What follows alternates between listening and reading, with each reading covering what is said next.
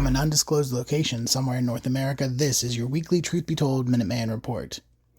Hey everyone, it's Robert Hensley, your Truth Be Told Minuteman, and today we're going to be talking about hauntings along Route 40 in Pennsylvania. This is known as the National Road, and this is adjacent to what is known as Fort Necessity, which is a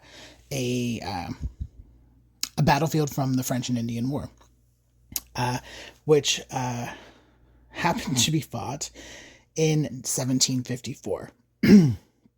Now, at this time, George Washington was fighting for the British, and he had troops at something called the Great Meadow, which is the area around, around where Fort Necessity was built. Washington feared that the French had considerable forces, and he wanted to fortify this position in what is known as the Great Meadows.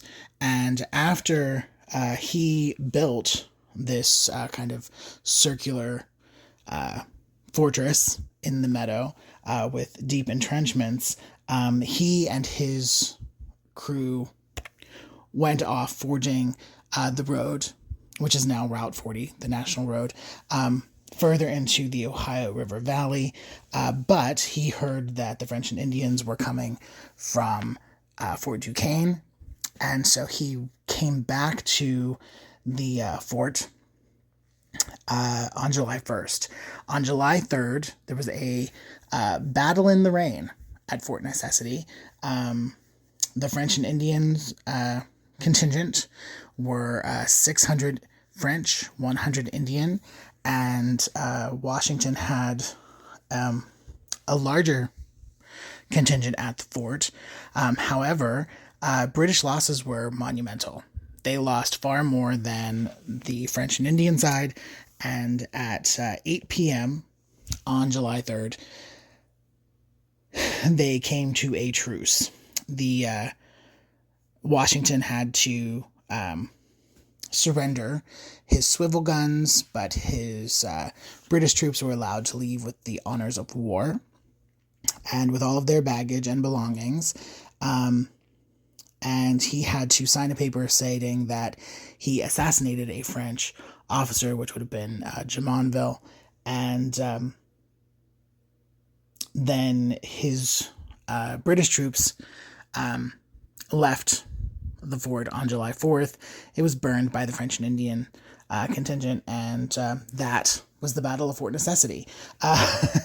Now, after being burnt, right, Fort Necessity kind of, the locals kind of knew where it was, what it was, and then over the years became a part of the National Park Service. It's open for tours. They've rebuilt part of the fort.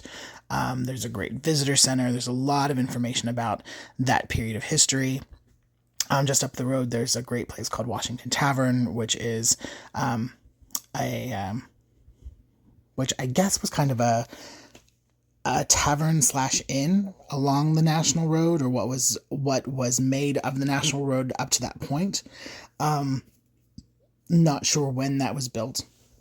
But there are a lot of historic sites in this part of the country in southwestern Pennsylvania, along Route 40. So what makes this even more interesting, though, is that we know we've all heard stories about sites, particular sites having memory or being haunted. Now, growing up here, never really heard a lot of haunted stories about Fort Necessity or the area around the fort until 2 years ago. I ran into a man and a woman who own a farm along Route 40, just up the road from Fort Necessity, and their farm kind of butts up against what at the time would have been kind of the tree line where the French and Indian contingent kind of stationed themselves around the fort. And now I won't mention any names because they've asked not to be identified, but the woman who lives in it's a very contemporary farmhouse.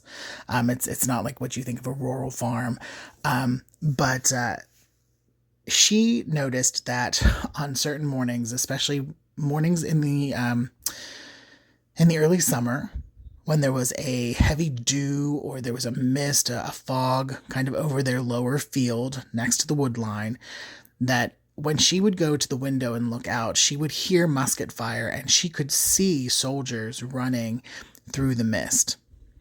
Now, she never said anything to her husband because she didn't want to be labeled crazy or for him to lock her up.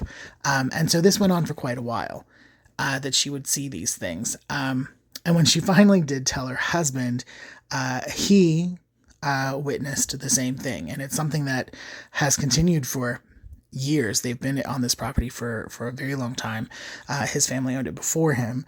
And so there are stories kind of now that I'm hearing from this area along Route 40 in southwestern Pennsylvania in a town called Farmington, that there are,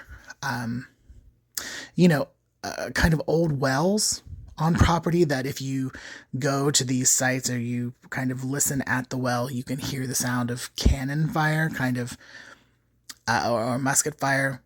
Sounds of battle, I should say, echoing up out of the wells. Now, there's a lot of limestone here, a lot of underground springs, natural springs. So, if you kind of follow paranormal investigation or ghost studies things, they talk about limestone and water being kind of a conducive environment for haunted memories or kind of haunted energy to maintain, to stay, to kind of cycle back. So there are all of these wonderful stories that I'm kind of just finding out in my 40s. And like I said, I grew up here. I should have heard these stories a long time ago, and I just haven't. But I wanted to share this story because it's the month of July. We've just had our 4th of July celebrations here not too long ago, a couple of weeks ago, and I just happened to run into this farmer and his wife at a local diner, and we were talking about this, and I thought, I'm going to share this story on the Minuteman Report this week. So that's what I did. If you are interested in learning anything more, please visit the National Park Service website and look at Fort Necessity Battlefield. You can learn more about the battles in this area. I've talked about General Braddock. Once Washington retreated from Fort Necessity and went back to Virginia to lick his wounds, he ended up joining General Braddock's regiment, which would then come back and again fight Jumonville's troops. So a lot of stuff, a lot of history here. This part of Pennsylvania, just so you know, it's Farmington, Pennsylvania. It's Route 40 National Road. If you're trying to visit or want to visit, there's a beautiful resort here called Nemacolin Woodlands Resort.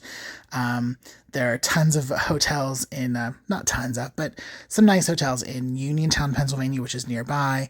And a lot of great restaurants. And again, there are 2 Frank Lloyd Wright House museums. There's whitewater rafting, kayaking, hiking. It's tons of stuff to do.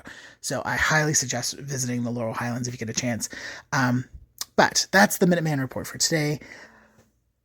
I hope you had a great July. I know we're going into August. This heat wave that has been killing the nation has really zapped me, I can tell you that. But remember that you can always stay inside in the air conditioning if you got it, and listen to the Minuteman Report every Monday at 3 p.m. Pacific, 6 Eastern, or you can listen to Bonnie Burkert with Truth Be Told Transformation on Wednesdays, same time, 3 p.m. Pacific, 6 Eastern, and on Fridays, Tony Sweet with the original Truth Be Told, same time, 3 p.m. Pacific, 6 Eastern, and until next time, stay true.